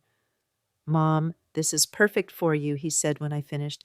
"I mean, it's like everything you've done in your career has been preparing you for exactly this kind of work. The languages, the cultural competency, the international experience, the ability to build relationships with people from different backgrounds, it's all directly relevant." "I think so too," I admitted, though I have to confess I'm a little nervous about starting over in a completely different field at this stage of my life. "Are you kidding me?" Daniel's voice was incredulous. "Mom, you're 58, not 88. You have decades of productive work ahead of you if you want them. And after last night, after seeing how you handled that situation, I have absolutely no doubt that you can handle whatever challenges this new job might throw at you." His confidence in me was both touching and energizing. "Thank you, sweetheart. That means more than you know. So are you going to accept?" "I think so," I said, and as the words left my mouth, I realized they were true. "I think I'm going to call Richard tomorrow and tell him I'd like to start with that Barcelona project." "Mom, I'm so proud of you, and I'm excited for you. This could be the beginning of something amazing." After we hung up, I sat in my car for a few more minutes, processing everything that had happened over the past 24 hours. Yesterday morning, I'd been a retired doctor whose biggest decision was whether to plant tulips or daffodils in the spring garden. Today, I was contemplating a consulting career that could take me around the world, that would challenge me intellectually and professionally, that might make the next phase of my life even more meaningful than the first. My phone buzzed with a text from Carlos. "Heard through the grapevine that you had lunch with Daniel's CEO today. Everything okay?" I smiled and typed back, "Everything's better than okay. I may be starting a new career. Details soon." His response came almost immediately. "Holy shit, Mom Mitchell. That's amazing. Can't wait to hear all about it." Even through text, I could hear his enthusiasm and support, and I felt grateful once again for the chosen family that had surrounded Daniel and me over the years. Carlos had been calling me Mom Mitchell since college, and his loyalty and love had been constants through every major transition in our lives. As I drove home, I found myself mentally preparing for the conversations I'd need to have with Richard about the specific terms of the consulting arrangement with my financial advisor, about how this new income might affect my retirement planning with my few remaining colleagues in the medical field who might be interested in this unexpected career pivot. But most of all, I found myself thinking about languages, again, about the way different cultures approach business and relationships and trust building. I thought about the warmth of Mexican business culture, where personal relationships were often more important than technical specifications. I thought about the formal elegance of Italian negotiations, where style and presentation mattered as much as substance. I thought about the pragmatic efficiency of German engineering firms where precision and reliability were valued above all else. All of these cultural nuances, these linguistic subtleties, these relationship dynamics that I'd learned during my medical career, suddenly they weren't just interesting memories from my past. They were professional assets, valuable skills that could help Richard's company succeed in markets where traditional American business approaches had failed. When I arrived home, I found a package waiting on my front step, a thick envelope from Morrison and Associates with my name written in elegant script across the front. Inside was a detailed proposal outlining the consulting arrangement Richard had described, along with a folder containing background information about the Barcelona project he'd mentioned. As I read through the materials, I felt that familiar surge of intellectual excitement that had always accompanied the most challenging cases in my surgical career. This wasn't just a job offer, it was a puzzle to be solved, a challenge to be met, an opportunity to prove that experience and wisdom could triumph over youth and ambition. The Barcelona client was a municipal government agency responsible for urban development, and they were considering hiring Morrison and Associates to help design and implement a major transportation infrastructure project. The technical requirements were complex, but the real challenge was cultural and political, navigating the intricate web of regional government, local business interests, and community concerns that would determine the project's ultimate success or failure. It was exactly the kind of multifaceted challenge that appealed to me, requiring not just linguistic competency, but cultural intelligence, relationship building skills, and the ability to synthesize complex information from multiple sources. In many ways, it reminded me of the most difficult surgical cases situations where technical expertise was just the entry point, where success depended on understanding all the variables and adapting your approach accordingly. As evening settled over my quiet neighborhood, I found myself sitting in my living room with the Barcelona project folder spread across the coffee table, making notes in the margins and developing preliminary strategies for approaching the various stakeholders involved. For the first time in 2 years, I felt intellectually engaged in a way that went beyond crossword puzzles and documentary films. My phone rang again, interrupting my planning session. This time it was Sarah Chen Daniels' colleague from the aerospace project. Dr. Mitchell, I hope I'm not calling too late. Daniel gave me your number. I wanted to check on you after last night and see how you were doing. Sarah, how thoughtful of you to call. I'm doing very well, actually. Better than well. Daniel mentioned you had some kind of business meeting today. I hope that went well, too. I found myself describing the lunch with Richard Thompson and the potential consulting opportunity, and Sarah's response was immediately enthusiastic. That sounds absolutely perfect for you, she said. And honestly, after seeing how you handled yourself last night, I can understand why Mr. Thompson would want to work with you. You have this incredible combination of intelligence and composure that would be invaluable in complex business situations. Thank you, dear. That's very kind. It's not kind, it's accurate. And Dr. Mitchell, I hope this doesn't sound presumptuous, but I wanted you to know that watching you last night was inspiring. The way you maintained your dignity under attack, the way you turned a horrible situation into an opportunity to show your strength, it reminded me why I went into engineering in the first place. Because I wanted to be like women who blaze trails and refuse to be diminished by other people's limitations. Her words touched me deeply, creating a warmth in my chest that had nothing to do with professional opportunity and everything to do with human connection. This young woman, brilliant and accomplished in her own right, had seen something in my behavior that inspired her. It was exactly the kind of legacy I'd hoped to leave through my medical career, and discovering that it extended beyond the operating room felt like an unexpected gift. Sarah, that means more to me than you can imagine. Thank you. After we hung up, I returned to my planning for the Barcelona project, but with a different energy now, not just intellectual excitement about a new challenge, but a deeper sense of purpose about what this opportunity might represent. It wasn't just about proving that I could succeed in a new field or about staying intellectually engaged during retirement. It was about demonstrating that experience and wisdom had value, that women of a certain age could continue contributing and growing and blazing new trails. As I prepared for bed that night, I thought about Martina Perez and wondered what she was doing in the aftermath of her spectacular self-destruction. Was she regretting her choices, trying to figure out how to rebuild her career after such a public demonstration of poor judgment? Or was she still convinced that she'd been wronged, that the consequences of her actions were somehow unfair? I found that I didn't feel anger toward her anymore. What I felt was something closer to pity. She'd had so many opportunities to choose differently, to respond to perceived threats with curiosity rather than cruelty, to build bridges rather than burn them. Instead, she'd let insecurity and jealousy drive her toward destructive choices that had ultimately hurt her more than anyone else. But her loss had created an unexpected opportunity for me, and I was grateful for that silver lining even as I regretted the circumstances that had created it.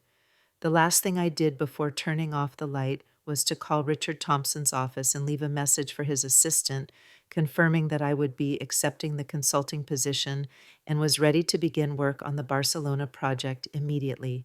Tomorrow I would start preparing for what felt like the most exciting professional challenge I'd faced in years. Tonight I would sleep peacefully knowing that the best chapters of my life were still waiting to be written. The call from Richard Thompson's assistant came at 8:30 the next morning, just as I was finishing my second cup of coffee and reviewing my notes about the Barcelona project. Her voice was crisp and professional as she confirmed my acceptance of the consulting position and informed me that Richard wanted to schedule a planning meeting for that afternoon. Dr. Mitchell, Mr. Thompson is quite excited about moving forward quickly on this, she said. The Barcelona client has expressed some urgency about their timeline, and he believes your involvement could be the deciding factor in securing the contract. Within hours, I found myself back at Morrison and Associates' downtown offices, but this time as an employee rather than a potential hire. The building was sleek and modern, all glass and steel, and the kind of understated luxury that whispered success without shouting it. Richard's office occupied a corner of the 32nd floor with windows that offered a panoramic view of the city and decor that managed to be both impressive and welcoming. "Angela," Richard said, rising from behind a desk that probably cost more than most people's cars welcome to Morrison and Associates, "I can't tell you how pleased I am that you've decided to join our team." "Thank you, Richard. I'm looking forward to the challenge." He gestured for me to take a seat at a small conference table where several folders and a laptop were already arranged. "I thought we'd start by bringing you up to speed on the Barcelona situation. Our team has been working on this potential contract for 3 months, and we're at a crucial juncture. The next 2 hours were a masterclass in corporate complexity. The project involved redesigning Barcelona's public transportation system to accommodate both increased tourism and the city's growing population, while also incorporating sustainable energy solutions and preserving the historic character of various neighborhoods.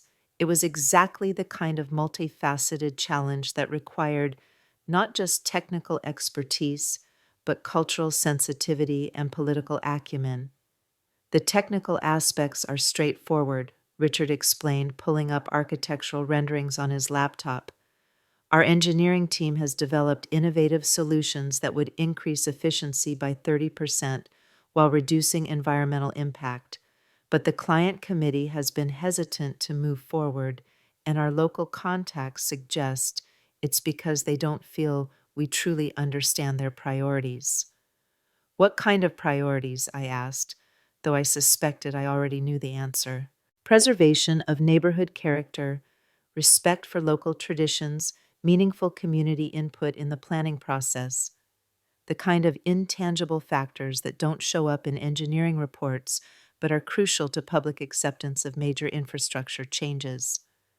I nodded, thinking about my experiences in various Spanish and Latin American cities where community identity and cultural preservation were often more important than pure efficiency. When is your next meeting with them? Next week, Thursday morning in Barcelona, which is why I'm hoping you'll be able to travel with our team. Richard's expression was hopeful but not presumptuous. I know it's short notice and international travel wasn't something we discussed in detail yesterday. I felt that familiar flutter of anticipation that always preceded the most interesting challenges. I'd be delighted to go to Barcelona. How large is the team? 3 people plus yourself, our lead engineer, our project manager, and our European operations director, all technically competent, all thoroughly prepared on the engineering aspects, but none of them with significant experience in Spanish business culture. And you think my involvement could make the difference? Richard's smile was confident but not cocky. Angela, I've been in this business for 25 years. I can tell when a client wants to say yes but needs a reason to feel comfortable doing so. The Barcelona committee likes our technical proposal, but they need to trust us as partners, not just vendors. That's where your skills become invaluable. We spent the remainder of the afternoon going through detailed briefing materials, the client committee's backgrounds, the political dynamics of Barcelona's municipal government, the specific concerns that had been raised during previous meetings. It was fascinating work, like preparing for a complex surgical procedure where understanding the patient's complete medical history was crucial to success. As I drove home that evening, my phone rang with a call from Daniel. His voice was bright with excitement as he asked about my first official day at Morrison and Associates. It sounds incredible, Mom. Barcelona next week. That's amazing. Are you nervous? Not nervous exactly, I said, considering the question carefully. Excited? Challenged? Maybe a little apprehensive about proving myself in a completely new context, but not nervous in the way you might expect. You shouldn't be nervous at all. You've got this, Mom. I mean, after everything I learned about you this week, the languages, the international experience, the way you handled that disaster with Martina, I have complete confidence in your ability to succeed at whatever you set your mind to. His faith in me was both touching and energizing, but I could hear something else in his voice too, a note of pride that went beyond simple family loyalty. Daniel, how are you doing? I've been so focused on this new opportunity that I haven't checked in properly about how you're handling everything with Martina. He was quiet for a moment, and when he spoke again, his voice was more thoughtful, less immediately enthusiastic. Honestly, I'm okay. Better than I expected to be, actually. It's weird how quickly you can go from thinking you want to spend your life with someone to realizing you never really knew them at all. That's not a reflection on you, sweetheart. People are very good at showing us only what they want us to see, especially in the early stages of relationships. I know, and you know what's strange? I keep thinking about things she said or did over the past few months that I dismissed or rationalized at the time. Little moments of cruelty or selfishness that I convinced myself weren't important. Now I'm wondering how I missed so many red flags. I pulled into my driveway but remained in the car, wanting to give Daniel's concerns the attention they deserved. Because you're a fundamentally decent person who assumes the best in others. That's not a character flaw, Daniel. It's one of your greatest strengths. Don't let one person's deception make you cynical about everyone else. I won't, but I think I'll be more careful going forward, more observant about how people treat others, especially people they think don't matter or can't help them. That's wisdom, not cynicism, I said approvingly, and it will serve you well in all your relationships, not just romantic ones. Speaking of relationships, Daniel said, his tone shifting back toward excitement, Carlos wants to take us both out to dinner this weekend to celebrate your new job. He's calling it the Mom Mitchell Kicks Ass and Takes Names celebration dinner. I laughed despite myself. That sounds like Carlos, though perhaps we could come up with a slightly more dignified name for the occasion. Are you kidding? I think we should put it on a banner. Maybe have t-shirts made. The image was so ridiculous that I found myself laughing harder than I had in weeks. It felt good, this easy humor with my son, this sense of shared joy and mutual respect that had emerged from the ashes of what should have been one of the worst evenings of recent memory. After we hung up, I sat in my quiet driveway for a few more minutes, processing the rapid changes that had transformed my life over the past few days. Less than a week ago, my biggest concern had been whether to volunteer at the local library or the community center. Now I was preparing for international business travel and contemplating a consulting career that could extend well into the next decade. The weekend passed in a blur of preparation and research. I spent hours reviewing materials about Barcelona's municipal government structure, the key players involved in the transportation project, and the cultural factors that might influence their decision-making process. I practiced my Spanish, dusted off my business Italian in case it proved useful, and even refreshed my knowledge of Catalan phrases that might help demonstrate respect for regional identity. Carlos and Daniel's celebration dinner on Saturday night was held at a small Italian restaurant where we'd been going for family celebrations since Daniel was in high school. The owner, Giuseppe, greeted us like family and insisted on bringing out his best wine to toast my new career. To Dr. Angela Mitchell, Carlos said, raising his glass with theatrical formality, who proves that the best revenge is living well and the best response to cruelty is excellence. Hear, hear, Daniel added, clinking his glass against mine.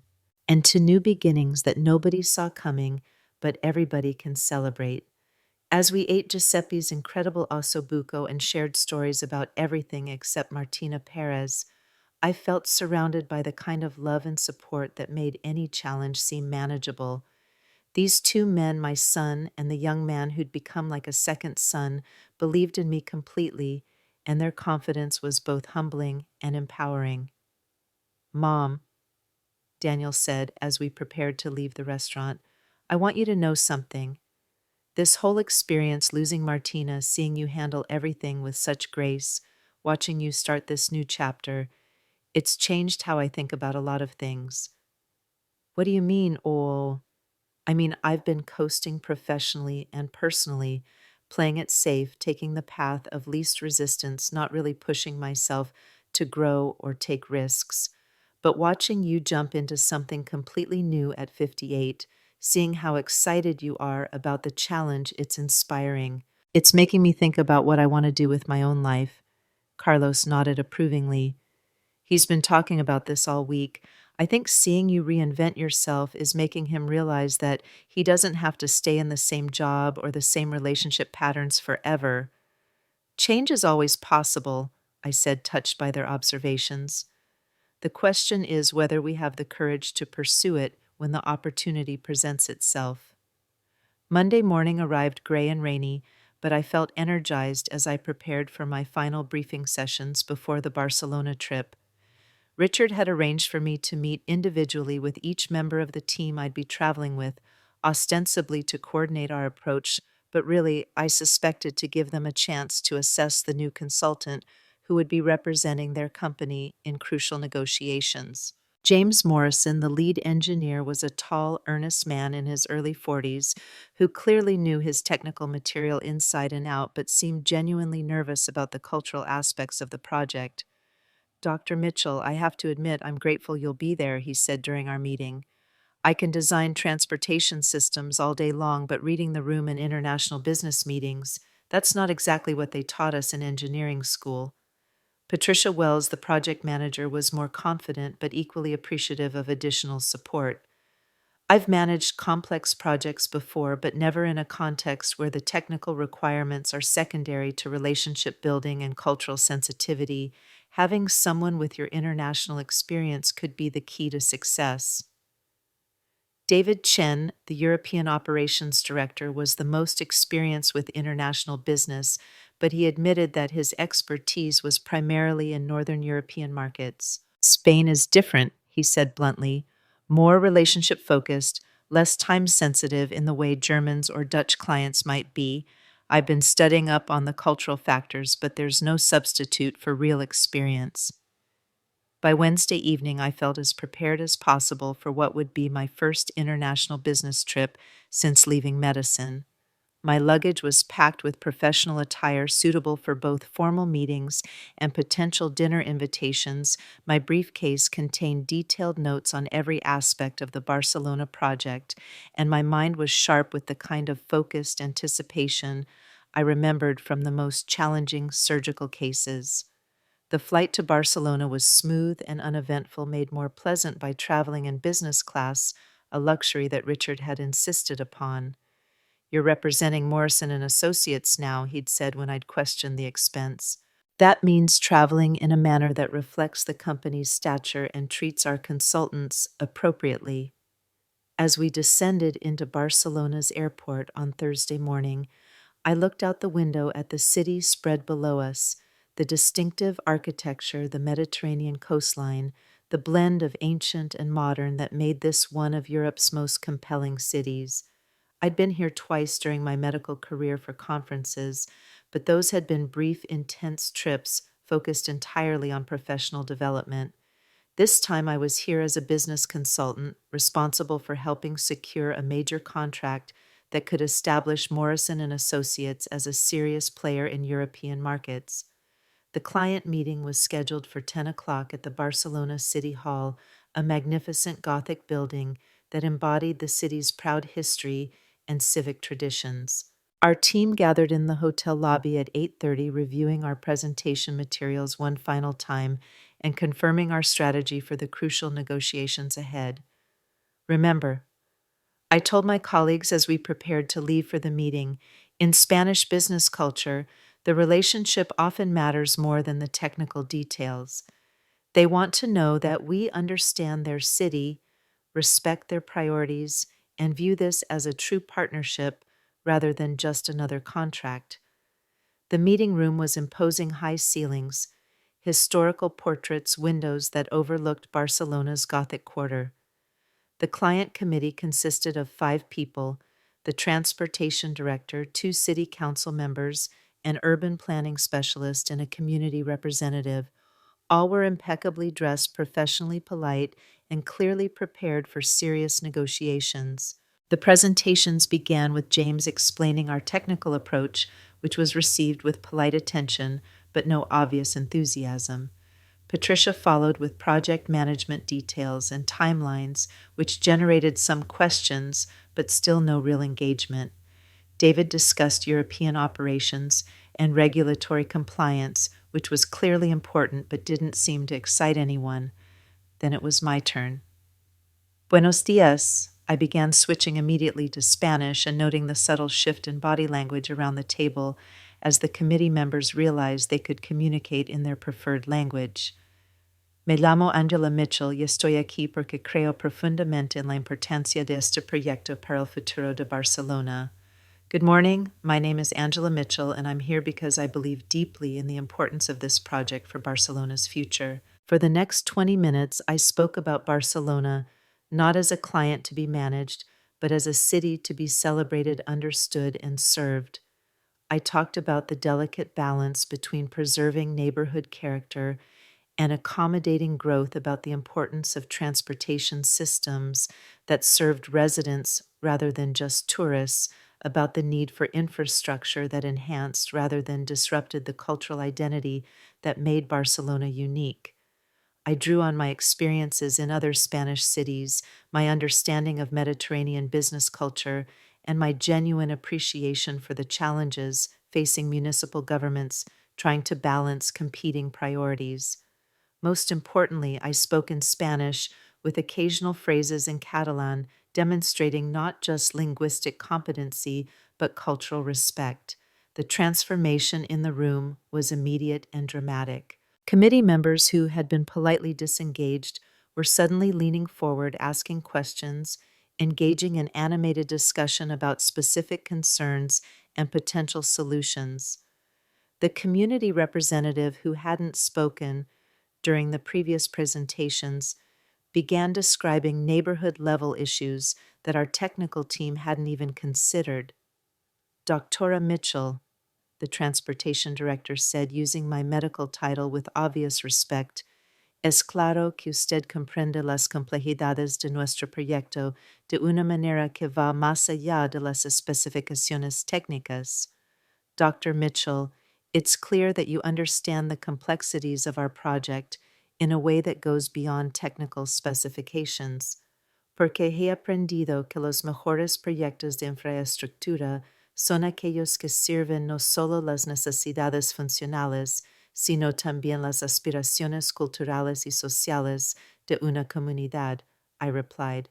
Because I've learned that the best infrastructure projects are those that serve not only functional needs, but also the cultural and social aspirations of a community. The meeting, originally scheduled for 90 minutes, extended to nearly 3 hours as we delved into specific details, addressed concerns, and explored possibilities that hadn't been discussed in previous sessions. By the time we concluded, the committee's enthusiasm was obvious, and their questions had shifted from whether Morrison and Associates could handle the project to when we could begin detailed planning. As we gathered our materials to leave, the transportation director approached me privately. Doctora Mitchell, su presencia hoy ha cambiado completamente nuestra perspectiva sobre esta colaboración. Estaría disponible para trabajar directamente con nuestro equipo durante la fase de implementación. Dr. Mitchell, your presence today has completely changed our perspective on this collaboration. Would you be available to work directly with our team during the implementation phase? Sería un honor, I replied, meaning every word. Outside the building, my colleagues were practically euphoric.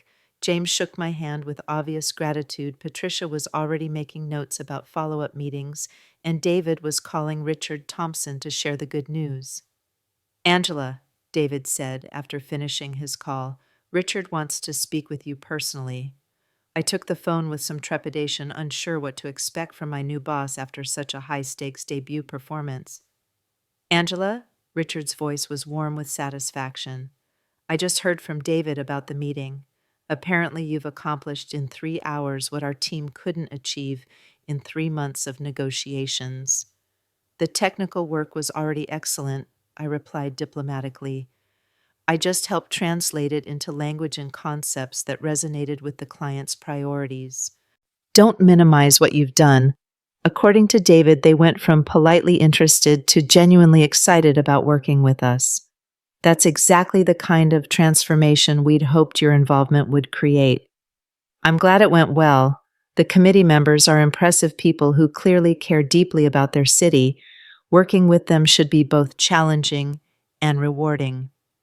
Speaking of which, Richard continued, they've requested that you remain in Barcelona for additional meetings tomorrow and over the weekend. Are you comfortable extending your stay? I looked around at the Gothic quarter, at the afternoon sunlight filtering through narrow medieval streets, at a city that had just offered me the opportunity to contribute to something meaningful and lasting. I'd be delighted to stay, I said. That evening, the client committee took our team to dinner at a restaurant overlooking the Mediterranean, where we continued our discussions in a more relaxed atmosphere. The conversation flowed between Spanish and English, touching on everything from technical specifications to Barcelona's cultural traditions to the best places to find authentic paella.